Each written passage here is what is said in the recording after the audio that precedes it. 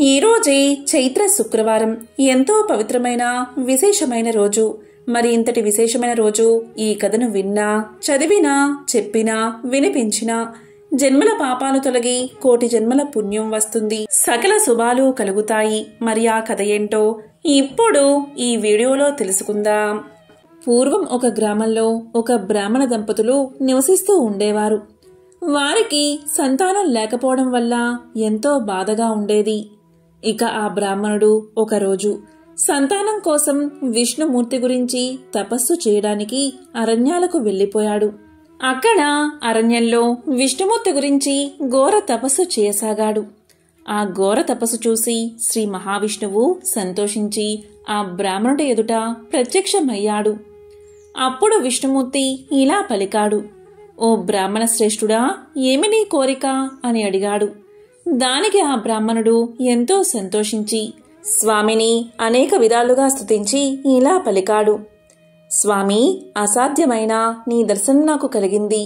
నేను ఒక పేద బ్రాహ్మణుణ్ణి, నాకు సంతానం లేదు, నాకు సంతానం కలిగేలా దీవించు అని వేడుకున్నాడు. అప్పుడు శ్రీ మహావిష్ణువు బాగా ఆలోచించి ఇలా అన్నాడు, చూడు బ్రాహ్మణ శ్రేష్ఠ, నీకు భర్త చనిపోయినా ఆడపిల్ల సంతానంగా కావాలా, లేదా ఆయుషులేని మగబిడ్డ కావాలా, కోరుకో అన్నాడు. అప్పుడు ఆ బ్రాహ్మణుడు బాగా ఆలోచించి, స్వామి, చనిపోయే కొడుకు నాకు ఎందుకు, నాకు ఆడపిల్లే కావాలి అని చెప్పాడు. దీంతో శ్రీ మహావిష్ణువు, సరే బ్రాహ్మణుడా, నీ కోరిక తప్పక నెరవేరుతుంది అని ఆశీర్వదించి అంతర్ధానమయ్యాడు. ఇక ఆ బ్రాహ్మణుడు అడవి మార్గంగా ఇంటికి చేరుకున్నాడు. కొన్నాళ్లకు భార్య గర్భం ధరించి 12 ఆడపిల్లను కన్నది. తల్లిదండ్రులు ఆమెకు విష్ణుమూర్తి వరం వల్ల పుట్టింది కాబట్టి నారాయణమ్మ అనే పేరు పెట్టారు. ఆమెకు యుక్త వయసు రాగా వివాహం చేయాలని ఆ బ్రాహ్మణ దంపతులు ఎందరినో కలిసి ఎన్నో సంబంధాలు చూశారు. కానీ నారాయణమ్మను చేసుకోవడానికి ఎవరూ ముందుకు రాలేదు. ఇక చివరకు తల్లిదండ్రుల విచారంతో అడవికి వెళ్లి కనీసం ఒక రాతితోనైనా పెళ్లి చెయ్యాలి అనుకుని ఆ ఆడపిల్లను తీసుకెళ్లారు. ఆ అడవిలో శ్రీకృష్ణుడి విగ్రహాన్ని చూసి ఆ శ్రీకృష్ణుడితో ఆమె వివాహాన్ని జరిపించారు. ఇలా వివాహం జరిగిందో లేదో అలా ఆ విగ్రహం బద్దలై పిండి అయిపోయింది. దీంతో నారాయణమ్మ ఎంతో బాధపడి గోరున ఏడ్చింది. ఇక తల్లిదండ్రులు ఎంతో దుఃఖించి ఇంటికి తిరిగి వెళ్లిపోయారు. కొంతకాలానికి నారాయణమ్మ తన బాధను విష్ణుమూర్తికి చెప్పుకోవడానికి విష్ణుమూర్తి గురించి తపస్సు చేయసాగింది. ఇలా జరుగుతూ ఉండగా కొన్నాళ్లకు నారాయణమ్మ తల్లిదండ్రులు కూతురు గురించి బెంగపెట్టుకుని చనిపోయారు. ఇక నారాయణమ్మ ఇంట్లోనే తపస్సు చేసుకుంటూ ఎవరు వచ్చినా సరే నా దగ్గరకు రాకండి, నన్నేమీ అడగకండి నారాయణ అంటూ ఉండేది. అలా అడుక్కునేవాళ్ళు అలా వాకిలి దగ్గరకు వచ్చి ఆ మాటలు విని వెనక్కి వెళ్లిపోయేవారు. అందుచేత ఊళ్ళో అందరూ ఆమెను ఇంట్లో నారాయణమ్మ అని పేరు పెట్టి పిలిచేవారు. అలా తపస్సు చేస్తూ నారాయణమ్మకు ముసలితనం వచ్చింది. ఇలా ఉండగా ఒకరోజు ఆమె తపస్సుకు మెచ్చి శ్రీ మహావిష్ణువు ఆమెను పరీక్షించాలని ఒక కాకి రూపంలో వచ్చి కావు కావుమని అరుస్తూ ఉండగా నారాయణమ్మ ఆ సమయంలో ఇల్లు అలుకుతూ అలుకుగుడ్డతో కాకిని కొట్టింది. దీంతో కాకి రూపంలో ఉన్న శ్రీ మహావిష్ణువు ఆ అలుకుగుడ్డను తీసుకుని వెళ్లిపోయాడు. అలా వెళ్తూ ఉండగా దాంట్లో ఒక కందిగింజ ఉండి దారిలో ఆ కందిగింజ నేలపై పడి మొక్క మొలిచింది. ఈ విధంగా జరిగిన కొంతకాలానికి నారాయణమ్మ చనిపోయింది. ఇక నారాయణమ్మ చేసిన తపస్సుకు ఆమె భక్తికి మెచ్చి విష్ణుదూతలు వచ్చి నారాయణమ్మను విష్ణులోకానికి తీసుకుపోయారు. అక్కడ విష్ణుమూర్తి నారాయణమ్మతో ఇలా అన్నాడు, నీవు నాకిచ్చిన అలుకుగుడ్డ ఇదిగో, నీవే తీసుకో, ఈ రోజు నుంచి ఇది నీతోనే ఉంటుంది అని చెప్పాడు. అంతేకాదు, నారాయణమ్మ, నీవు నాకిచ్చిన ఈ అలుకుగుడ్డలో ఒక కందిగింజ ఉంది, అది భూమి మీద పడి ఒక చెట్టుగా మొలిచింది. ఈ అలుకుగుడ్డ ఆ కంది చెట్టు రెండూ నీవే, ఈ రెండే నీవు సంపాదించుకున్నావు అన్నాడు శ్రీ మహావిష్ణువు. అప్పుడు నారాయణమ్మ ఇలా పలికింది, స్వామి, నేను నీ భక్తురాలను, నన్ను ఎందుకు ఇలా చేశావు అని అడగ్గా విష్ణుమూర్తి ఇలా పలికాడు. నీవు భక్తితో నన్ను పూజించావు, ఇది నిజమే. కాని నీవెప్పుడూ ఏ దానమూ చేయలేదు. కనీసం ఒకరికైనా అన్నాన్ని పెట్టలేదు. ఒకరికి కూడా భిక్ష వేయలేదు. దాన ధర్మాలు అసలే లేవు.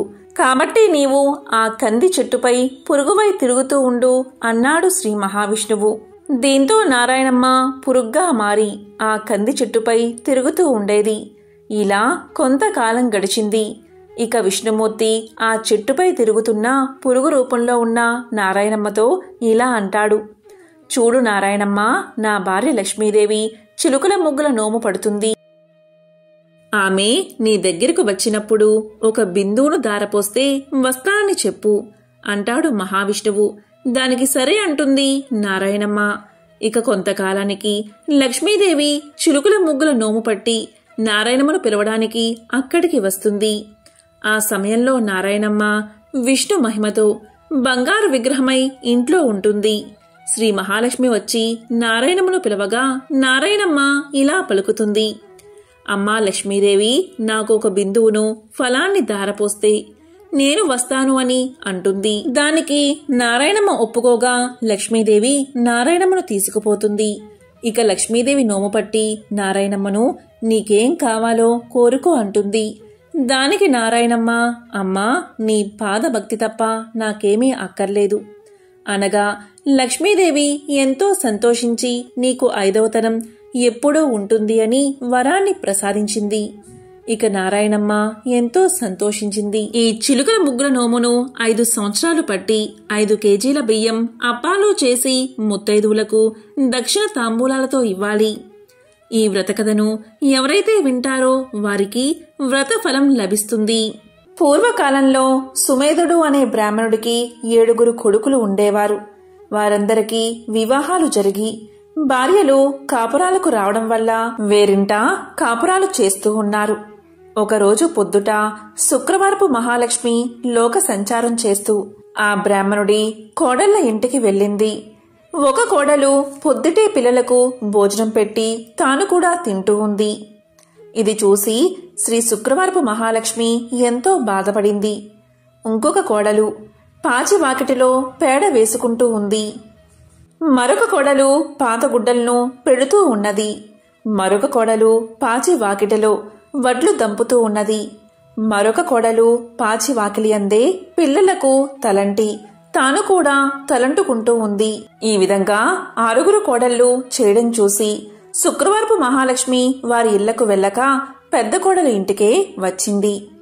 పెద్ద కోడలు ఆ సమయంలో ఇల్లు అలుక్కుని వాకిట కల్లాపు చల్లి స్నానం చేసి పసుపు రాసుకుని బొట్టు పెట్టుకుని కట్టుకున్న బట్ట భర్తకు ఇచ్చి తాను తలుపు వెనుక కూర్చుని ఉన్నది.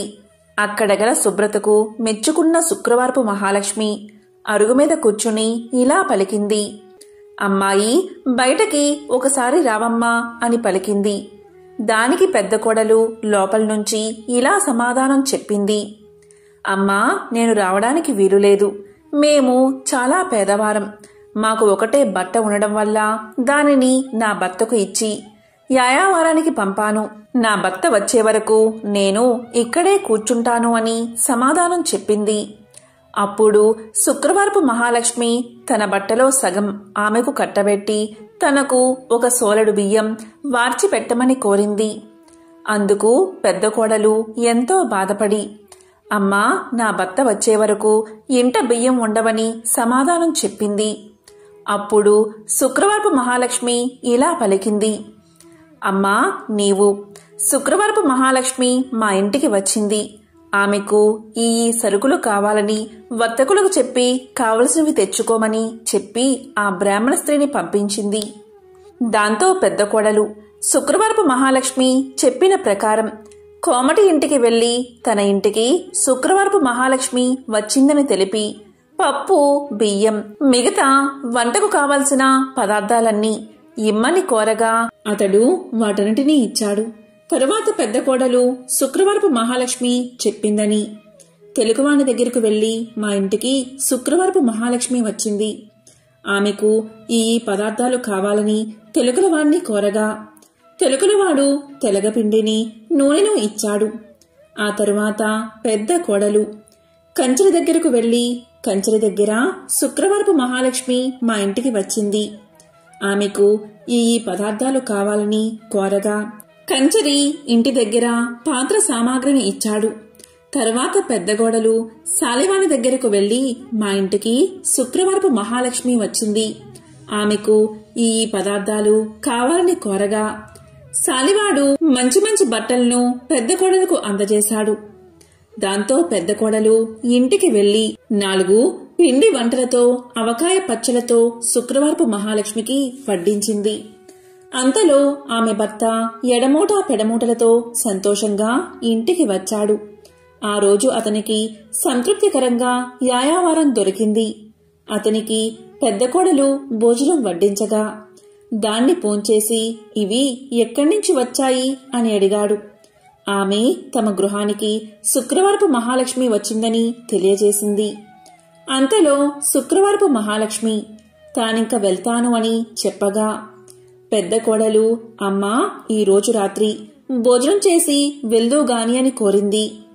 దానికి శుక్రవారపు మహాలక్ష్మి అంగీకరించి రాత్రి భోజనమైన తర్వాత నేను వెళ్తాను అని చెప్పగా అప్పుడా బ్రాహ్మణ స్త్రీ, అమ్మా ఇంత చీకట్లో ఎక్కడికి వెళ్తావు, రేపటి ఉదయమే వెళ్దూగానిలే అని పలకగాని దానికి శుక్రవారపు మహాలక్ష్మి సమ్మతించి నిద్రపోయి కొంత రాత్రికి లేచి తనకు కడుపు నొప్పుగా ఉన్నదని తెలియచేసింది.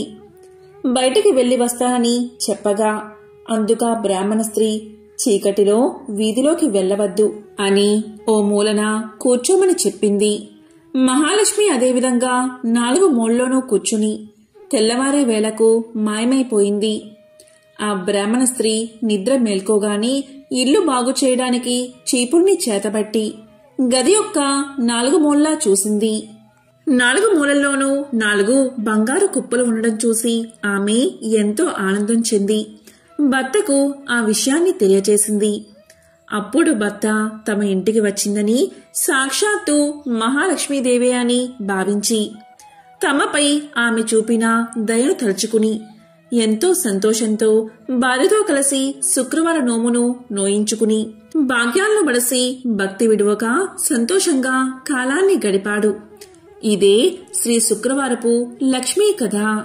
ఎవరైతే ఈ కథను భక్తి శ్రద్ధలతో వింటారో లేక చదువుతారో వారికి దరిద్ర బాధలు తొలగి సకల ఐశ్వర్యాలు కలుగుతాయి. ధనం మూలం ఇదం జగత్ అనేది అందరికీ తెలిసిన విషయమే. జీవ సమస్తానికి ధనమే మూలం. ధనం లేకపోతే ఆహారం లభించదు.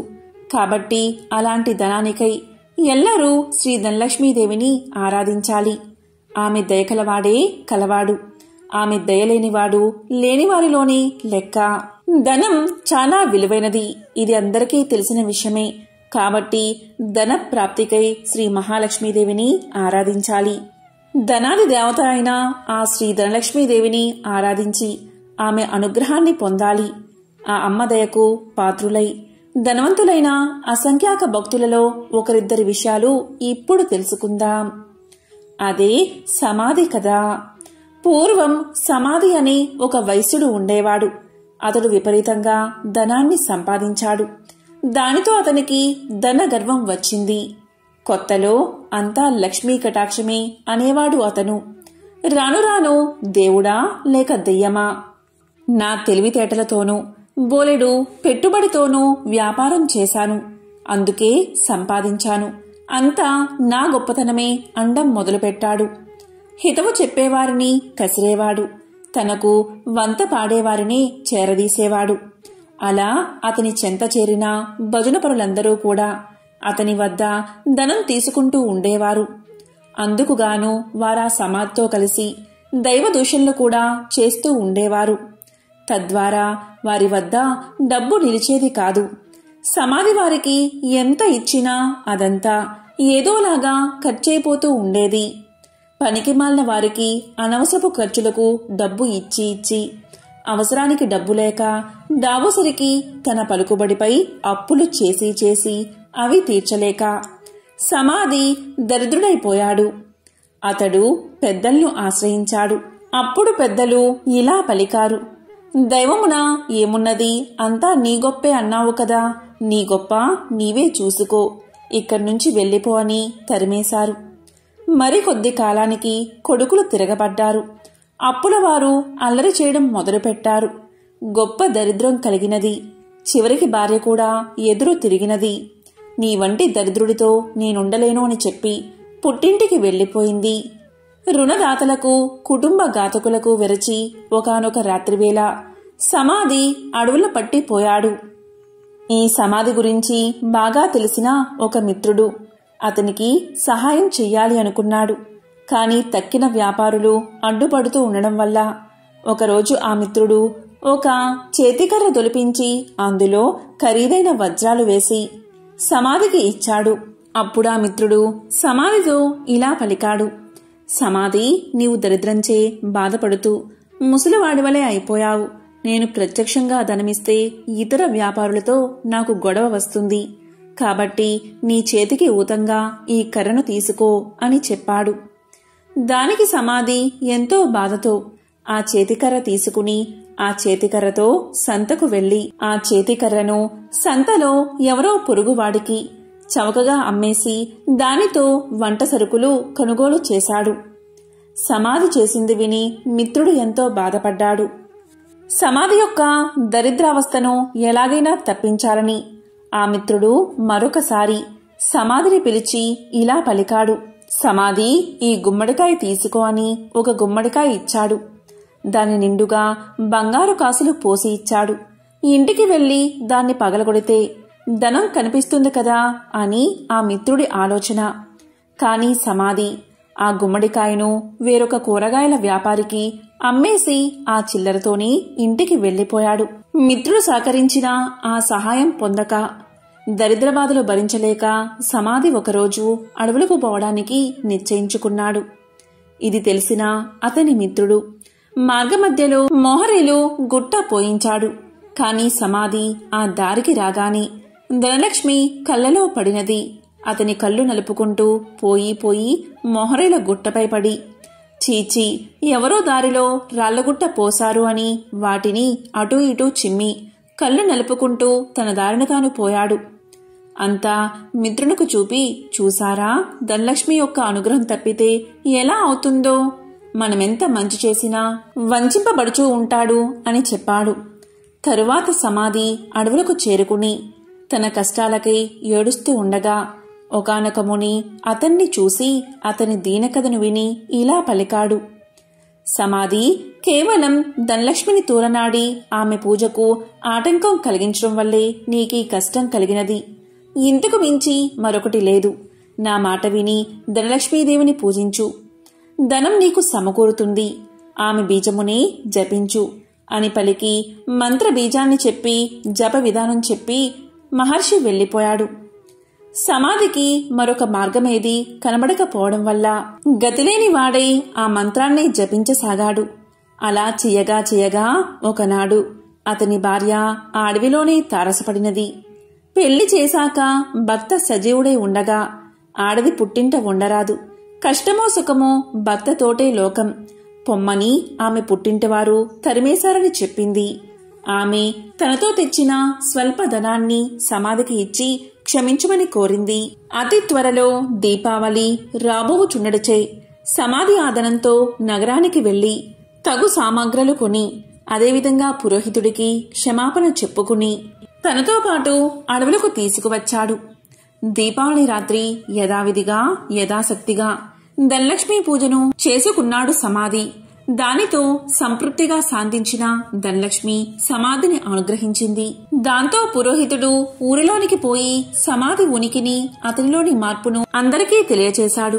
సమాధి మిత్రుడు అలాగే విప్రుడు కూడా దీన్ని సమర్థించారు. అవును, అమ్మవారిని కించపరచడం వల్లే అతనికి ఇటువంటి గతి పట్టింది కాని సమాధి చెడ్డవాడు కాడు అని మరీ చెప్పగా ఇతర వ్యాపారులు కూడా ఆలోచించి సమాధిని తిరిగి ఊరిలోకి పిలిచారు. మిత్రులు ఇచ్చిన పెట్టుబడితో సమాధి మరలా వ్యాపారాన్ని ప్రారంభించి నిత్యము ధనలక్ష్మీదేవిని పూజిస్తూ ఆ తల్లి అనుగ్రహం వల్ల అతని వ్యాపారం అభివృద్ధి చెందడం వల్ల తిరిగి కోటీశ్వరుడుగా మారి సకల సౌభాగ్యాలతో తులతూగుతూ ఉన్నాడు. కాబట్టి ఎవరైతే ప్రతి గురు శుక్రవార రోజుల్లోనూ అష్టమి, నవమి, దశమి, పౌర్ణమి తిథులయందు ఆ అమ్మవారిని పూజించి ఈ కథను వింటే ధనలక్ష్మీదేవి యొక్క అనుగ్రహానికి పాత్రులు అవుతారు. ఈ కథ విన్నా చదివినా సర్వశుభాలు చేకూరతాయి. ఇదే ధనలక్ష్మీదేవి యొక్క కథ. త్రిలోక సంచారి అయిన నారద మునికి ప్రతిదీ తెలుసుకోవాలనే ఆతృత ఉంటుంది. ఇది మనందరికీ తెలిసిన విషయమే. అదేవిధంగా నారదముని ఒకసారి ఆతృతగా లక్ష్మీదేవిని ఇలా అడుగుతాడు. అమ్మా లక్ష్మీదేవి, మీరెప్పుడూ కూడా విష్ణుమూర్తి పాదాలను ఎందుకు నొక్కుతారు అని అడుగుతాడు.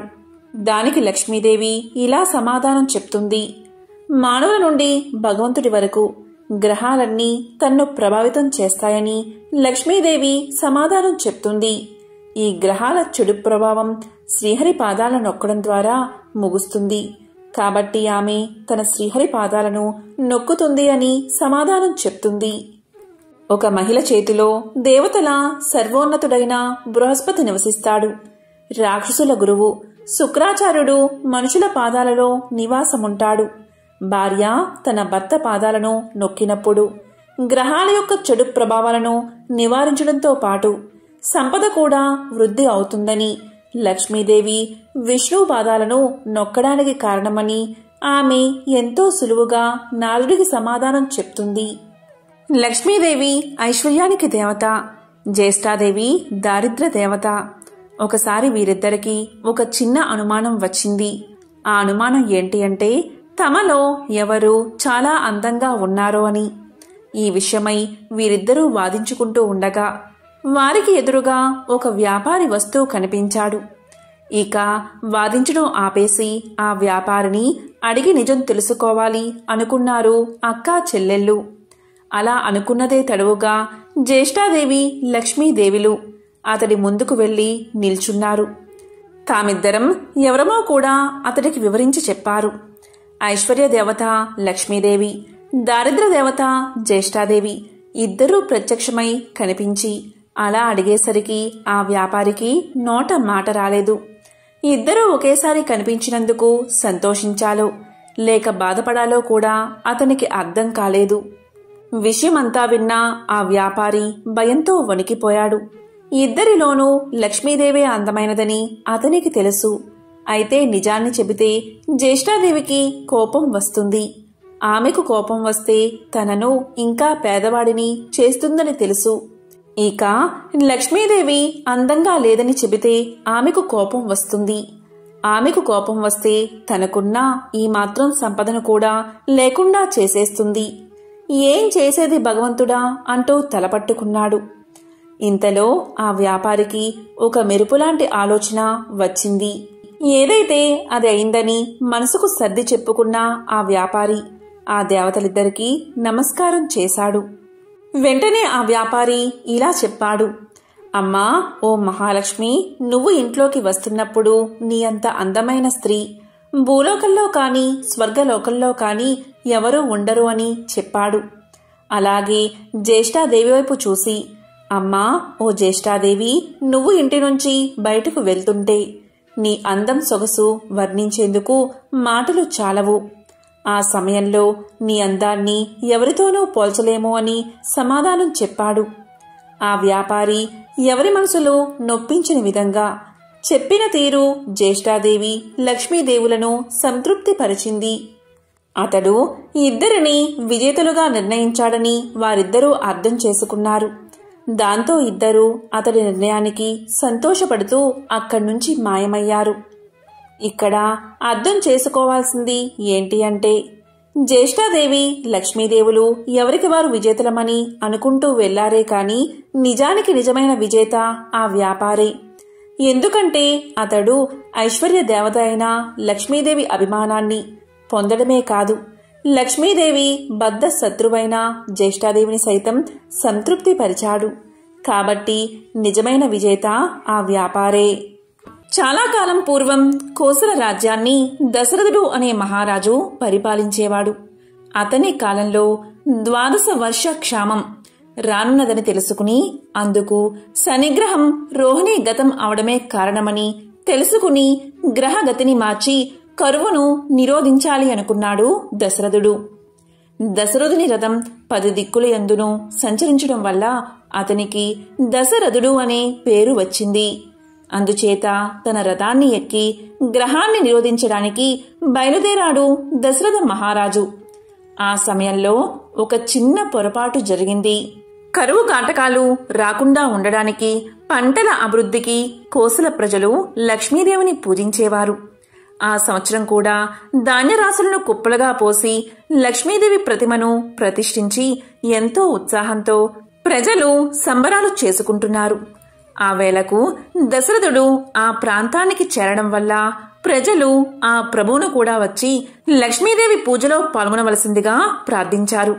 కాని రాచరికపు గర్వంతో ఈ పూజ వలన ప్రయోజనం లేదు, శని గ్రహాన్ని అరికట్టాలి, నేను ఆ పని కోసమే వెళ్తున్నాను, కాని మీ పూజకు వచ్చే వ్యవధి నాకు లేదు అని చెప్పి దశరథుడు రథాన్ని ఎక్కి వెళ్లిపోయాడు. తన రథాన్ని అమ్మవారి పూజా మందిరం మీదుగా తోలించాడు.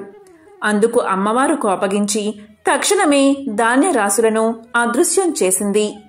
ప్రజలు గగ్గోలు పడ్డారు. కొట్టాలలో ధాన్యాన్ని దొంగలు కొల్లగొట్టుకుపోయారు.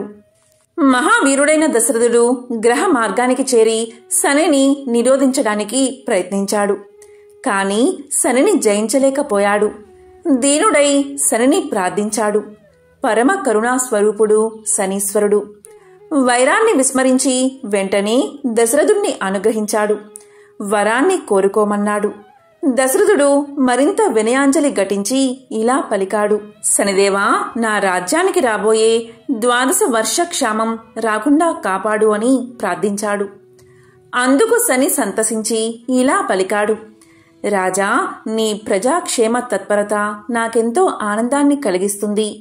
కాని నా ప్రవర్తనాన్ని తప్పించడం అసాధ్యం.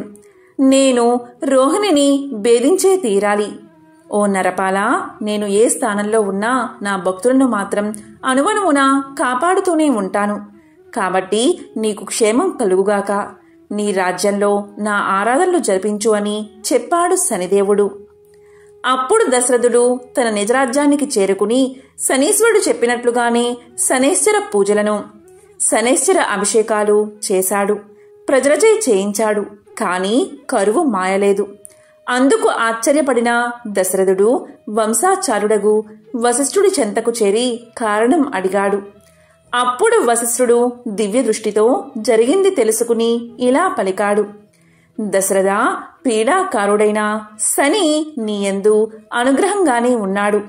కాని సర్వ శుభంకరి దయాహృదయమైన లక్ష్మీదేవి మాత్రం నీ పట్ల ఆగ్రహించి ఉంది. ప్రజలు ఆచరించు సస్యలక్ష్మీ పూజను నీవు తిరస్కరించడం వల్లే ఇలా జరిగింది. ఆ సమయంలో నీవు కంగారుగా నీవు అమ్మవారి ఆలయం మీదుగా గగన వీధిన రథాన్ని తోలుకుపోయావు. అందుకు కోపగించిన ఆ అమ్మవారు నీ భూమిలో పంటలు పండకుండా ఉండేలా శపించింది. గ్రహపతి తప్పినా సర్దుకోవచ్చు, కాని దైవానుగ్రహగతి తప్పితే మానవుడు పతనమైపోతాడు కదా. కాబట్టి నీవు తక్షణమే లక్ష్మీదేవిని ఆరాధించు అని ఉపదేశించాడు వశిష్ఠుడు. జరిగిన పొరపాటుకు చింతించాడు దశరథుడు. వెంటనే దశరథుడు ప్రాయశ్చిత్తపూర్వకంగా వశిష్ఠుని పౌరోహిత్యం యందు లక్ష్మీదేవిని యథావిధిగా ఆరాధించాడు. పదే పదే క్షమాపణలు చెప్పుకున్నాడు. బిడ్డ చేసిన తప్పులను తల్లి కలకాలం గుర్తించుకోదు కదా. అందున పశ్చాత్తాపపడే బిడ్డను చేరదీయకుండా ఉంటుందా? దశరథుడు ఆ విధంగా అతని తప్పును తెలుసుకుని తనను ప్రాధేయపడినంతనే లక్ష్మీదేవి దయామతి అయి దశరథుణ్ణి అనుగ్రహించింది. తక్షణమే రాజభటులు దొంగలను పట్టుకున్నారు. ధాన్యాన్ని తిరిగి తెచ్చి కొట్టాల్లో నింపారు. అదృశ్యమైపోయిన కర్షకుల ధాన్యరాశులు కనక ప్రభలతో కళ్ల ముందు ప్రత్యక్షమయ్యాయి. ఆనాటి నుండి అయోధ్య ప్రజలతో పాటుగానే దశరథుడు కూడా లక్ష్మీదేవిని పూజించడం మొదలుపెట్టాడు. పీడా నివారణకు శనిని, సంపద సమృద్ధికి స్వర్ణ లక్ష్మిని ఆరాధించేవారికి కొదువ ఉండదు కదా. ధాన్యలక్ష్మి ఆగ్రహానుగ్రహ ప్రభావాలకు అద్దం పట్టే ఈ కథను చదివినా విన్నా వారు ధాన్యలక్ష్మి అందు లగ్న మానసులై ఆమె కృపకు పాత్రులవుతారు. ఎంతో పవిత్రమైన విశిష్టమైన ఈ కథను విన్నా చదివినా చెప్పినా సకల శుభాలు కలుగుతాయి. శ్రీ మహాలక్ష్మి మహత్యంలోని ఈ చిన్న పవిత్ర కథను వింటే చాలు లక్ష్మీదేవి సిరుల వర్షం కురిపిస్తుంది. వారి యొక్క సమస్త పాపాలు తొలగి పట్టిందల్లా బంగారమే అవుతుంది. కోటి జన్మల మహాపుణ్యం వస్తుంది. మరి ఆ కథ ఏంటో ఇప్పుడు తెలుసుకుందాం. పూర్వకాలంలో కళింగ దేశంలో వెంకటాచారి అనే కంసాలి ఉండేవాడు. అతను పనిలో ఎంతో నైపుణ్యం చెందినవాడుగా పేరు గడించాడు. వెంకటాచారి భార్య సుమతి ఎంతో దైవ భక్తురాలు. ఆ దంపతులకు 2 ఆడపిల్లలు. వారి పేర్లు శారద, నీరజ. చక్కగా చదువుకుంటూ తల్లికి చేదోడు వాదోడుగా ఉండేవారు. వెంకటాచారి నైపుణ్యం కలవాడే, కాని ఏమాత్రం కల్తీకి పాల్పడకుండా ఎంతో నిజాయితీగా పనిచేసేవాడు. మిగిలిన తోటి కంసాలులు కక్కుర్తిపడి కల్తీ చేసి తక్కువ సొమ్ముకే పనులు ఒప్పుకుని చేసేవారు. దీనివల్ల వెంకటాచారికి ఆదాయం అంత ఎక్కువగా ఉండేది కాదు. ఏదో వచ్చిన సొమ్ముతో కాలం గడుపుకుంటూ వస్తున్నాడు. రోజులు ఇలా గడుస్తున్నాయి. పెద్ద కుమార్తెకు వివాహ వయసు వచ్చింది. నెమ్మదిగా సంబంధాలు వెతకడం మొదలుపెట్టాడు వెంకటాచారి. కాని ఎక్కడా ఏదీ కుదరలేదు. వెంకటాచారి పక్క ఇంట్లో కృష్ణశర్మ అనే పురోహిత కుటుంబం ఉంటుంది. కృష్ణశర్మ భార్య రుక్మిణి, వెంకటాచారి భార్య సుమతి ఎంతో స్నేహితులుగా ఉండేవారు. కృష్ణశర్మ రుక్మిణి దంపతులకు పద్మప్రియ అనే 7 సంవత్సరాల కుమార్తె ఉండేది. ఈ పద్మప్రియ ప్రతిరోజు వారి ఇళ్లలో పూలు కోసుకుని సుమతికి తెచ్చి ఇచ్చేది. అంతేకాదు రోజు 1 గంట కాలం ఆ ఇంట్లోనే గడిపేది. వెంకటాచారి పెద్ద కుమార్తె శారద పెళ్లి ఎంతకు నిశ్చయం కాకపోవడంతో ఆ దంపతులకు ఎంతో బెంగ పట్టుకుంది. ఒకరోజు కృష్ణశర్మ భార్య రుక్మిణి సుమతితో 1 వారం రోజుల పాటు రుక్మిణి కళ్యాణం పారాయణ చేయమని చెప్పింది. ఆ విధంగానే శారద పారాయణం చేయగానే ఆ మరునాడే మంచి వరుడితో వివాహం నిశ్చయమైంది. ఇక వివాహానికి కావలసిన సొమ్ము సేకరించి పెట్టుకోవడం అనే పనిలో నిమగ్నమయ్యాడు వెంకటాచారి. ఎన్నేళ్లుగా కంసాలి వృత్తి చేస్తున్నా కూడా కూతుళ్లకు కనీసం బంగారు గాజులు కూడా చేయించలేకపోయానే అని ఎంతో బాధపడ్డాడు. సుమతి రోజూ ఉదయాన్నే పూజ చేసేటప్పుడు శ్రీ మహాలక్ష్మిని అనేక స్తోత్రాలతో పూజించేది. వివాహం దగ్గర పడుతున్నదని దయచేసి వివాహానికి కావలసిన సొమ్ము సమయానికి వచ్చేలా అనుగ్రహించమని మహాలక్ష్మీదేవిని ప్రార్థించేది. రోజులు ఇలా గడుస్తున్నాయి. ఒకనాడు పద్మప్రియ ఎప్పటిలాగే ఉదయం పూజకు పూలు తీసుకుని రాలేదు. ప్రతిరోజు తప్పకుండా వచ్చే పిల్ల ఈరోజు ఇంకా రాలేదేమిటబ్బా అని సుమతి ఆలోచిస్తూ ఉండగా గుమ్మంలో గజ్జెల చప్పుడు అయింది. పద్మప్రియ పూలు తీసుకుని సుమతి చేతిలో పెట్టింది. ఈరోజు పద్మప్రియ ఎప్పటికంటే ఎంతో అందంగా మహా తేజస్సుతో కనిపించింది. సుమతి పద్మప్రియతో ఇలా పలికింది, ఈరోజు నీ పుట్టినరోజా? ఎంతో చక్కగా కనిపిస్తున్నావే అని అడిగింది. దానికి పద్మప్రియ, లేదు అత్తయ్య, రోజులాగే తయారయ్యాను. స్నానం చేయడం ఆలస్యం కావడంతో పూలు తీసుకురావడం ఆలస్యమైంది అని పలికి మళ్ళీ ఇలా అంటుంది, అది సరే కాని అత్తయ్య, మా అమ్మ బంగారు గాజులు నీకు చూపించమని చెప్పింది. కొత్తగా కొనుక్కుందట, నిన్ను చూడమని చెప్పింది అని పద్మప్రియ సుమతి చేతిలోకి గాజులు పెట్టింది. ఆ గాజులు చేతిలోకి తీసుకుని చూస్తూ ఉండగా ఇప్పుడే వస్తాను అత్తయ్య అని చెప్పి పద్మప్రియ చెంగున బయటకు వెళ్ళింది. సుమతి ఆ గాజులను లక్ష్మీదేవి ముందు ఉంచింది. కాసేపైన తర్వాత పద్మప్రియ రాగానే ఇద్దాము అనుకుంది సుమతి. వంటింట్లోకి నైవేద్యం తీసుకురావడానికి వెళ్లి పాయసం పూర్తవగానే తీసుకువచ్చి పూజా గదిలో కూర్చుంది సుమతి. ఎదురుగా 2 జతల బంగారు గాజులు కనబడ్డాయి. ఇదేమిటి, ఇక్కడ నేను ఒక జత బంగారు గాజులే పెట్టాను కదా, 2 ఉన్నాయేమిటి? నేను పరధ్యానంలో ఉండి గమనించలేదా? పద్మప్రియ నా చేతికి ఇచ్చింది ఒక జత బంగారు గాజులే కదా, మరి 2 జతలు ఎలా వచ్చాయి అని అనుకుంటూ దేవుడికి నైవేద్యం సమర్పించింది. ఈ 2 జతల గాజులను తీసుకుని రుక్మిణికి ఇచ్చేస్తాను అని చెప్పి రుక్మిణి ఇంటికి వెళ్ళింది. సుమతిని చూసిన వెంటనే రుక్మిణి ఇలా పలికింది, ఏమిటి వదినా, చేతిలో ఈ బంగారు గాజులు ఏమిటి? పిల్లలిద్దరికీ చేయించావా అని అడిగింది. ఇది విన్న సుమతికి ఏమీ తోచలేదు.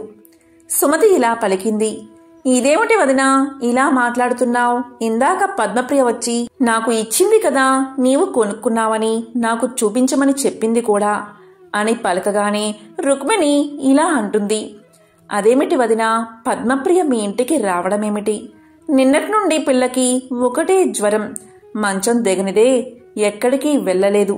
అసలు పద్మప్రియ మీ ఇంటికి రానప్పుడు మీ ఇంటికి గాజులు ఎలా తెస్తుంది? అయినా నేను ఈ మధ్య అసలు గాజులే కొనుక్కోలేదు అని అన్నది రుక్మిణి. ఇది విన్న సుమతికి ఎంతో ఆశ్చర్యం కలిగింది. మరి ఇందాక వచ్చిందెవరు, ఆ గాజులు ఇచ్చింది ఎవరు అని ఆలోచిస్తుండగా వచ్చింది సాక్షాత్తు శ్రీ మహాలక్ష్మీదేవే అని సుమతికి తోచింది. ఈ విషయమే రుక్మిణితో పలికింది. ఇద్దరూ కూడా ఎంతో ఆశ్చర్యపోయారు, ఎంతో ఆనందపడ్డారు. జరిగిన విషయమంతా వారి వారి భర్తలకు చెప్పారు. వెంకటాచారి దంపతులు సంతోషానికి అవధులు లేకుండా పోయాయి. సాక్షాత్తు శ్రీ మహాలక్ష్మీదేవే తమను అనుగ్రహించిందని ఆ జగన్మాతను ఎన్నో విధాలా స్తుతించారు. తమ కుమార్తెలకు సాక్షాత్తు ఆ జగన్మాతే బంగారు గాజులు అనుగ్రహించిందని ఎంతో సంబరపడ్డారు. ఇద్దరూ పూజా గదిలో నుంచుని ఆ జగన్మాతకు నమస్కారం చేస్తూ ఇలా పలికారు, ఓ లోకజనని, దారిద్ర దుఃఖాన్ని పారద్రోలే అమృతమూర్తి, నీవే తల్లివి.